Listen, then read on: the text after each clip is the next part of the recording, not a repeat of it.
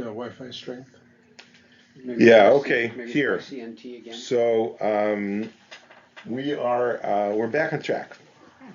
So when does Shabbat start? So as we say, we started at sunset because when there is a doubt, there's no doubt. Okay, you usually go with a more stricter view. And why do you go with a more stricter view? Not always, but sometimes, because you want to sort of like prevent yourself from the transgression that might happen. Because if we light candles after sunset, it's still light, so maybe it's associated with Friday, so we would be okay, but it may be associated with Shabbat, and then we're lighting fire on Shabbat, so we might be doing the transgression of lighting fire on Shabbat, so we refrain from that, and when there's doubt, there's no doubt, so we light it before sunset, or at sunset as well. However, the rabbi said you do it 18 minutes before sunset. How did we get to 18 minutes before sunset? So this is like the Jewish mind is like, hold on a second. If sunset is Shabbat, okay, that means Shabbat starts right then.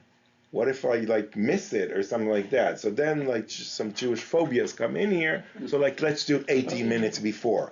Why 18 minutes and not 10 minutes, which don't repeat would also be fine.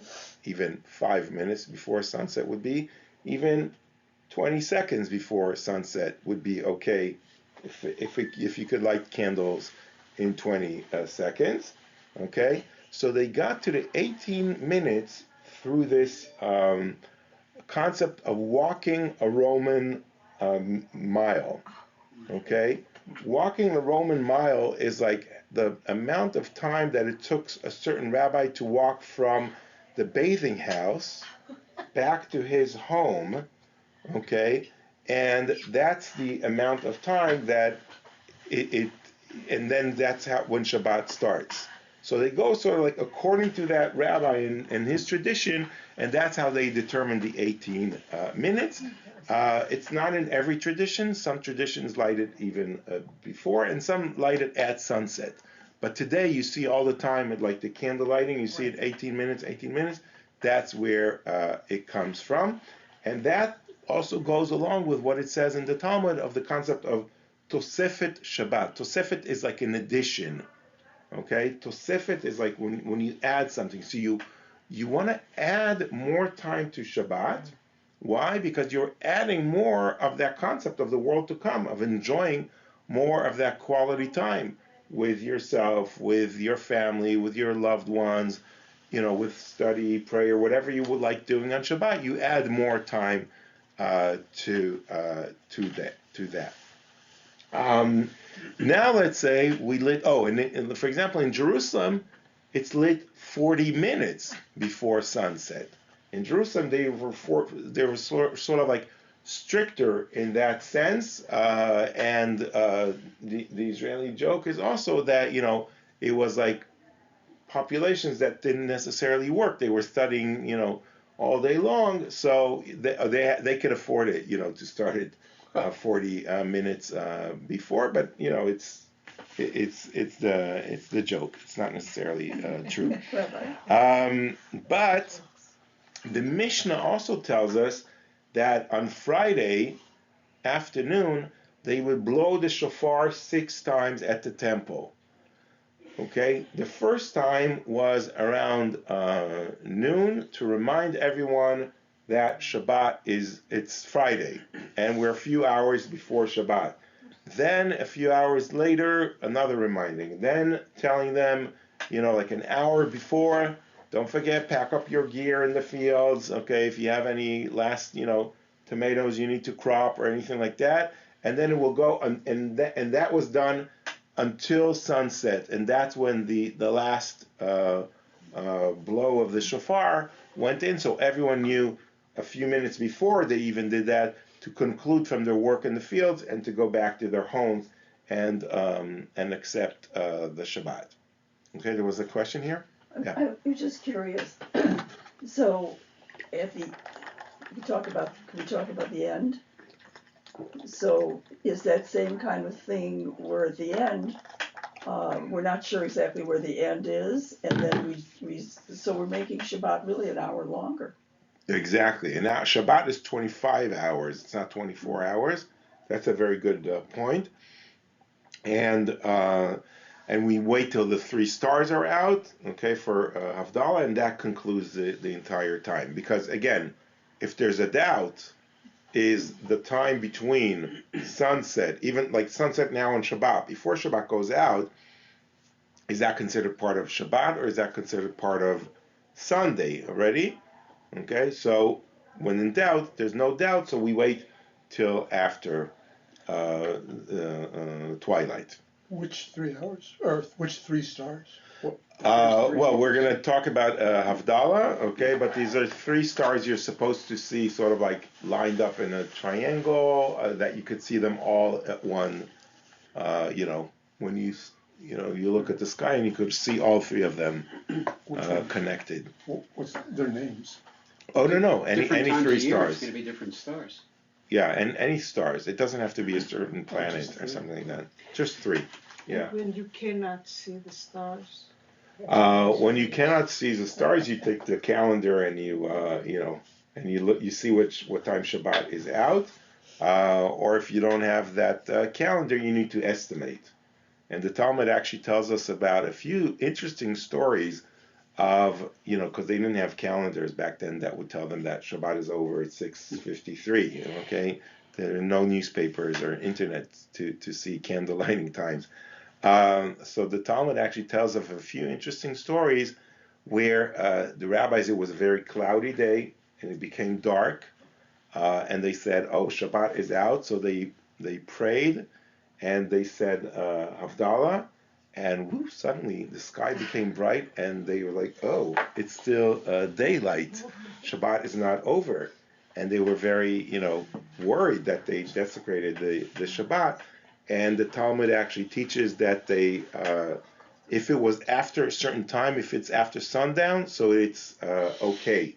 You're not supposed to do that to begin with, but when that thing of when in doubt, no doubt, if you by accident do something in that time, okay, so it's considered like the other day. So it sometimes could be judged in a lenient way in that regard, okay?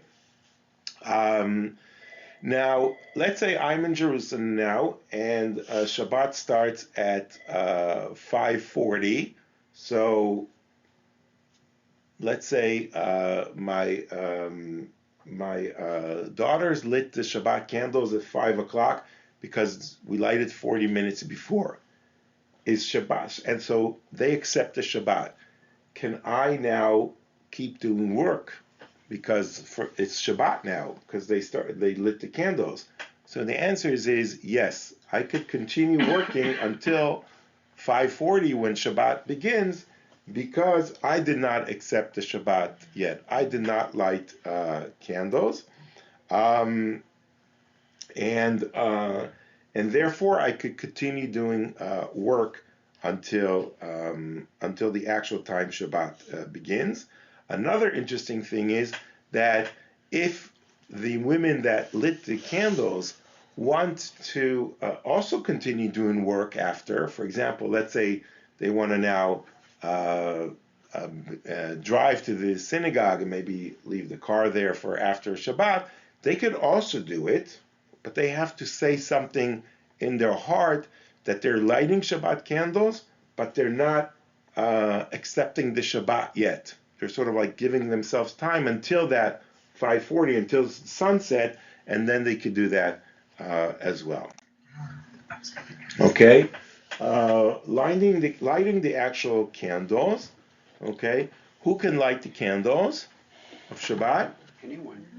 Anyone, right? Okay, so today it's traditional that the women do that, but really every man is able to also light the Shabbat candles.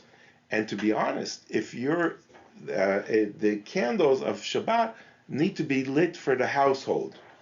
So because the women represents sort of like, the center of the household, so they light the candles. But if you're a single man and there's no other women in the home, okay, so you are obligated to also light the Shabbat candles as well.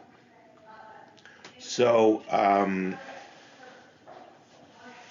but before you do that, you need to prepare lighting the candles, okay? And the way you do that is by putting two, candles to be lit, and you sort of like need to prepare the flame before Shabbat. So you either there's some traditions that you actually light the candles and you turn them off. Did you ever see that? My mom used to do it. Yeah. So people was like, what? Why do you do it? Like, why do you light and then turn turn it off? That's to prepare. That's to make sure it works and that you don't get stuck afterwards when Shabbat starts and it turns off. And some just fix the candle. How do you say that? The wick. The wick. Yeah. Or if there's oil, some people use oil with that, so they prepare it as well. So that's preparing them, and that's done before Shabbat. There's also a question: can you move them after you light them? Okay, so you're not supposed to move them, so you have to light them to begin with in a safe place. If you're worried about fire at home, don't put it next to a window or something like that. Don't put them on a tray that you need to use afterwards to serve people food or something like that. You're not supposed to move them. There is a question: what happens in the morning? Let's say I lit them on a tray, but now I need the tray in the morning and they're extinguished. Can I use that tray to be used? So the answer is no, you're not supposed to. However, if you don't have any other tray to serve in the house, or if let's say you put already the food there next to it, so you have like a big tray on one hand is the Shabbat candles, and on the other hand I put, let's say, the things I want to serve, like I put a cake on it. Okay, so now when it's the day afterwards, yes, I could move that tray and serve it. Okay. Now comes a very interesting question of how many candles do we light? Okay, I'm very familiar with the tradition of lighting 2 candles. Okay, and one is for Shamor and the other is for Zachor. Where you remember we studied in the Shamor is to keep the Shabbat and Zachor is to remember the Shabbat. You remember that when we studied the sources in the Bible, we said that in the 10 Commandments, in the first version it says remember the Shabbat, and in the second version in Deuteronomy it says keep the Shabbat. So the rabbi said light the 2 candles, one for remembering Shabbat and one for keeping the Shabbat. However, there are very interesting traditions of lighting a candle for each of the members of the house. So if I have, a household that has, 10 children, a husband and a wife, they would light 12 candles. Okay, so that would be a lot of candles to light. And then each member of the family might be lighting, a different candle. So there are different, very nice traditions like that. So they're either the 2 candlesticks here for like the traditional 2, or sometimes you see a candle for Shabbat that has like a lot of branches to it, so you can add more people. I've heard of traditions that have only 5 candles. I don't even know why. I mean, there's just different traditions throughout the different diasporas of Judaism. Don't forget that a lot of these customs started maybe in ancient Israel, but they spread around the world in over 2,000 years. Different traditions have evolved. And specifically with Shabbat candle lighting, it did not start as an obligation to make a blessing. The Talmud says you need to light a candle on Shabbat, Okay, and you have to have a candle lit in Shabbat. Why? So you don't eat your Shabbat dinner at dark. It makes sense, but it's not that simple. This was actually sort of like a struggle between the more strict streams in Judaism that did not allow you to use light on Shabbat. Okay? They said you are using fire on Shabbat. Okay? And the rabbis came and said, we're not using fire on Shabbat. We lit it before Shabbat. But they said, no, you're not supposed to use any kind of light on Shabbat. And they actually ate in the dark. The more strict sects. So the rabbis that said you are permitted to use the light on Shabbat really stressed that as an ideological struggle between the more strict streams. We know, for example, these strict streams existed in the Dead Sea.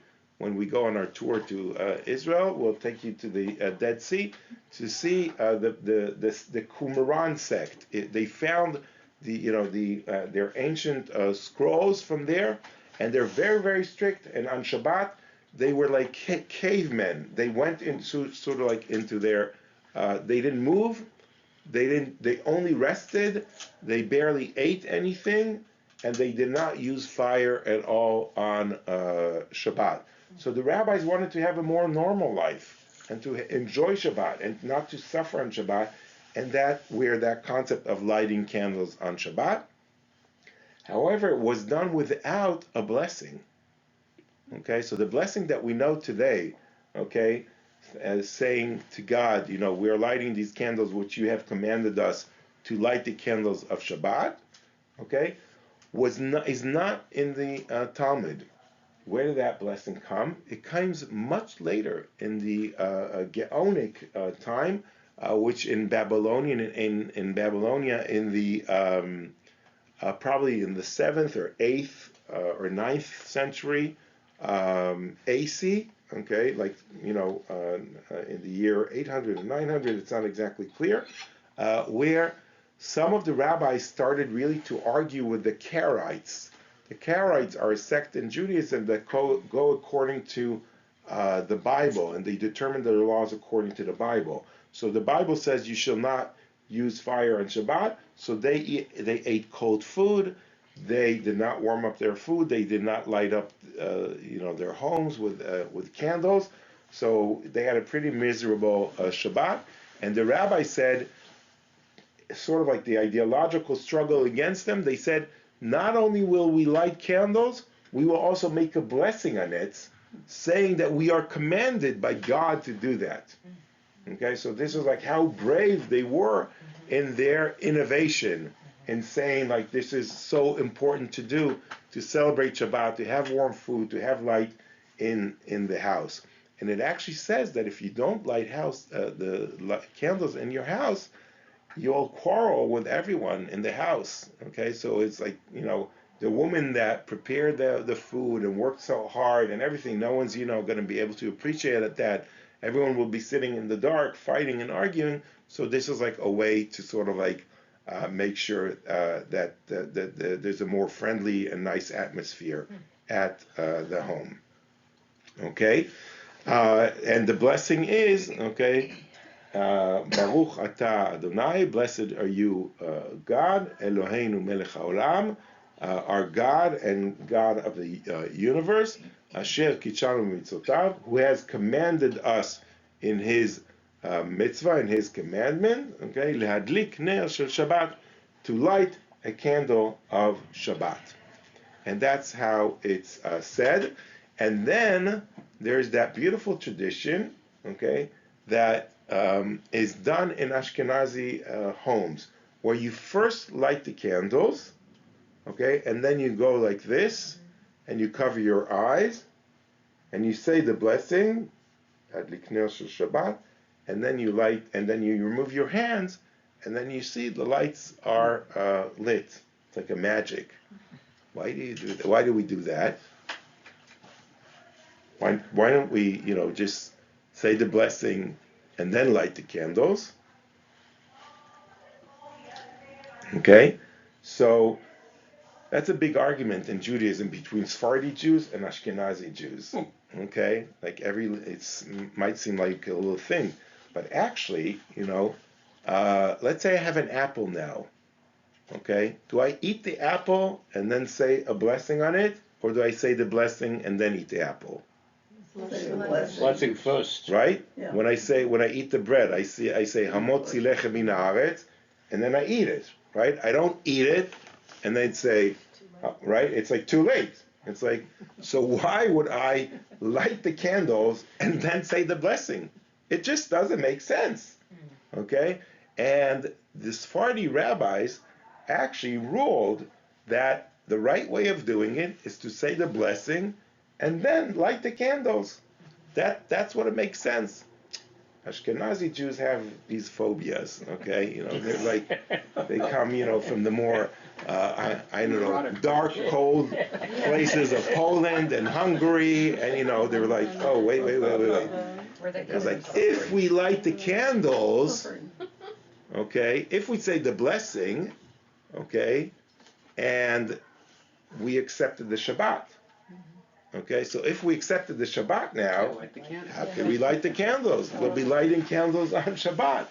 Okay, so they say no. We'll do a trick. Well, first we light the candles, then we cover our eyes, because how can I say the blessing on something that's already lit? Okay, I have to, I can't eat the apple and then say a blessing. So I light the candles. I didn't like, oh, who did that? And then I cover my eyes. I say the blessing, and whoa, lo and behold, the candles are lit. It prolongs the pleasure. Opening up your eyes. Turning on the light prolongs the Shabbos blessing. Right. So there are different beautiful traditions that were added to it over the years. There's like these supplications, these like very long supplications that Jewish women would always like say, as I light the candles of Shabbat, please, save, me and my household, and get them to grow to be, good human being and good Jews, etc., etc. So it became like these different traditions of a very spiritual thing. But to be honest and to say the truth, the Sephardi way, which is ruled by the Sephardi rabbis, is really the correct way of doing it. But I try to explain that to the women of my household, but they keep doing the same Ashkenazi tradition because that's tradition, right? If there's a tradition, you don't stop that. Yes. So what is this? Yeah, this is sort of like bringing the Shabbat, the spirit of Shabbat, and this is like how you. But it's before you say the prayer, though, right? First. Right. You light the candles. And then. Right. But it's only after you light the candles you sort of like bring the spirit of Shabbat into you, and you cover your eyes. Just be careful not to do it like that, so you don't blow out the candles. Yeah. There's a kind of a quick fix that comes from DNA analysis, of Sephardic Jews and Ashkenazi Jews, and the history of the Sephardic, and that is that there's a DNA trace that a large population of what are Sephardics kind of, instead of going south and west, went north and west into Spain, Ashkenazi Jews. Mm-hmm. So there's a DNA trace of Ashkenazis in the Sephardic populations.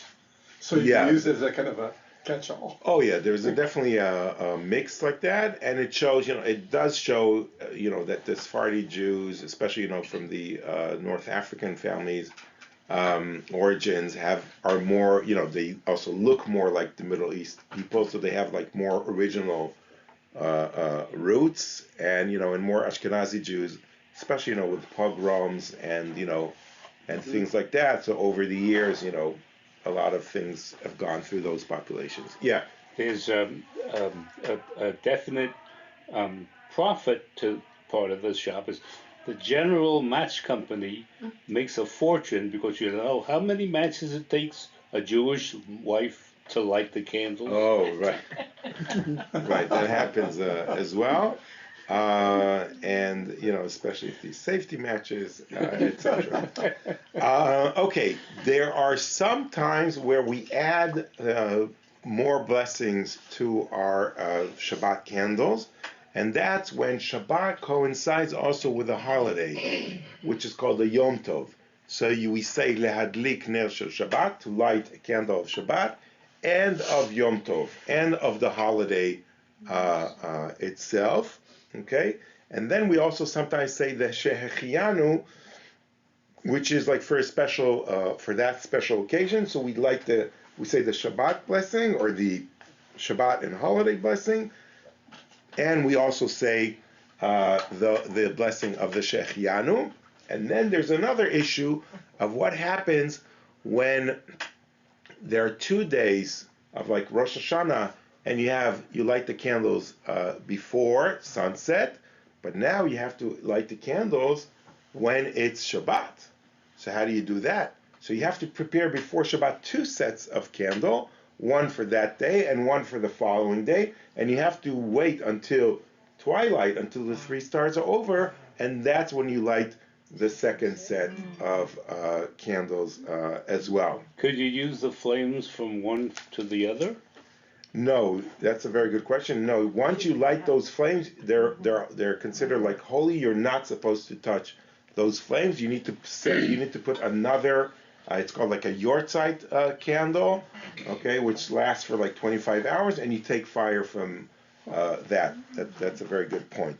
I didn't go into all the different art of the beautiful art, artistic candle sticks that it's like you give, like when someone get married, you give them like a set of candlesticks. I should have brought that here. I have it in my home here. My father gave me this candlestick set of my grandfather from World War II. My grandfather was an officer in the American Army, and he had his own jeep. He marched with General Patton in Africa and then in France. And the American Army, provided them with these Shabbat candle kits, which I have until today, with 2 candlesticks, and so that's really. Were they painted khaki? Yeah, they were. You're right. Yeah. Oh, now I understand why that color. I didn't even realize that part. Why? That's a treasure. Government issue. Yeah. Treasure. Yeah. That's really a beautiful treasure. Actually, when they after he passed away, and my dad went through all his stuff, and he found like his full uniform. And he found like a letter from General Patton to the officers with the marching orders that was kept there. And then he kept looking a little bit more, and then he really got scared. He found his service gun from World War II that was in his house. He passed away in the late 90s. So he even had a gun at home all of his life from the Army service. What do you do with the gun? I think he gave it to the police or whatever, because it was like an operable gun. Okay.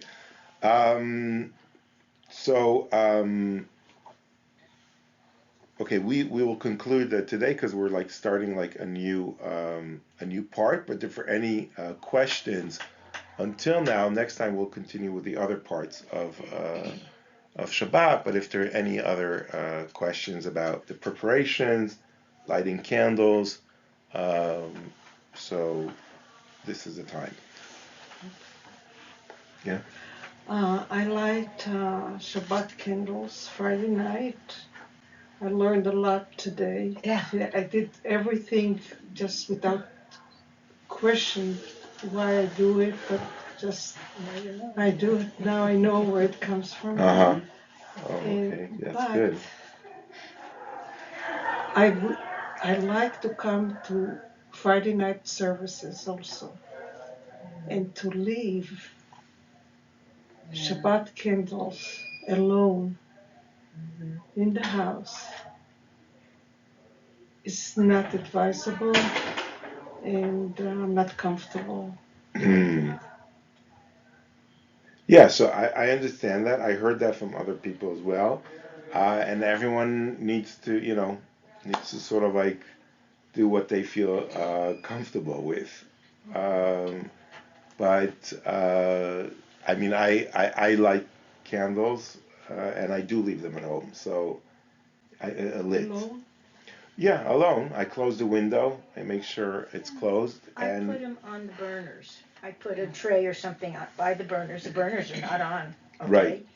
And we've, the fan, of course, is not on, but I figured that everything is metal there. There's not much that's gonna blow up or go on, catch fire, so I feel safe right, to leave right. it on. I also I don't put it like on a wooden. Where there's nothing Yeah. anywhere near There's it. Yeah, nothing- yeah. I either put it like on a tray and there's like a tin foil at the bottom, and some people even put water in that case they tin fall. foil in case they fall or something like that. Is Yes, it possible to Maria. use an artificial candle?